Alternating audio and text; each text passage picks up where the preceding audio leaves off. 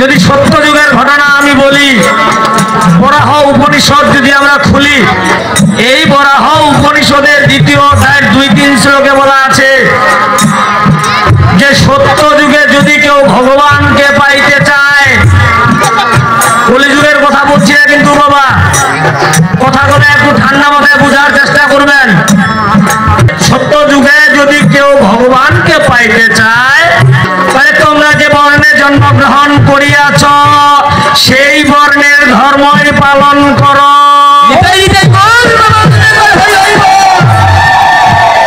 সত্য যুগ তো চলে গেছে, সত্য যুগ আমরা মানি না। বলে আসি ত্রেতা যুগে। ত্রেতা যুগে যেহেতু ভগবান রামচন্দ্র ছিলেন, এই ভগবান রামচন্দ্র বলতেছে অধ্যাত্ম রামায়ণ অধ্যায় নম্বর 5 শ্লোক সংখ্যা 7। বলে কি দাদা? আদৌ আদিতে তুমি যদি আমাকে পেতে চাও, তবে তুমি যেই বর্ণে জন্মগ্রহণ করিয়াছ তোমার সেই বর্ণের ধর্মই পালন করো।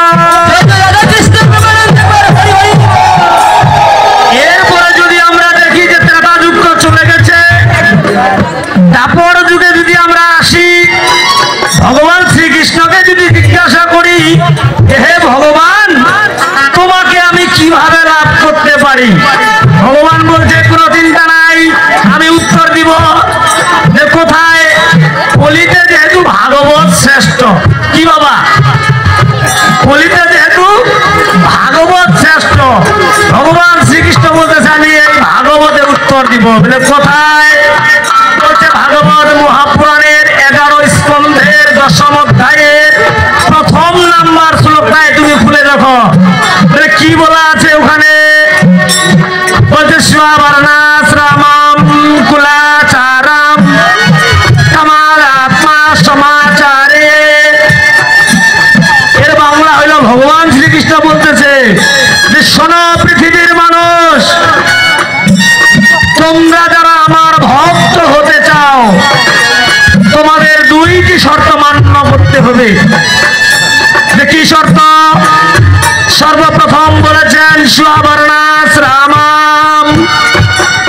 তুমি যেই বর্ণে জন্মগ্রহণ করিয়াছ সেই বর্ণের নিয়ম নীতি মানতে হবে। বলে 2 নাম্বার শর্ত কি? বলে যে কুলে জন্মগ্রহণ করিয়াছ সেই কুলের নিয়ম নীতি মানতে হবে, তাহলেই তুমি আমার ভক্ত হইবে।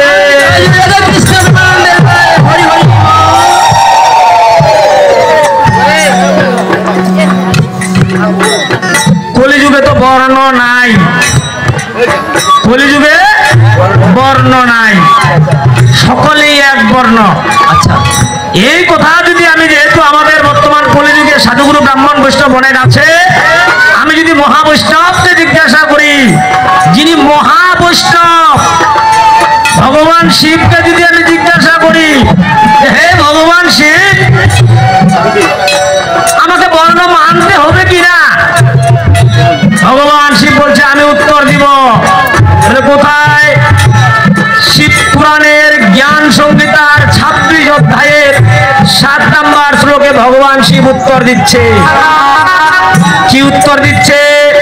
বলছে জাতি সমদৃষ্টং তং তং কর্মণ লঙ্ঘয়ে তদস্তদ সমৎপন্না ফলং ভবতি নিশ্চিতম। বলছে যে যেই জাতিতে জন্মগ্রহণ করিয়াছে তাকে সেই জাতির কর্ম আদি করতে হইবে।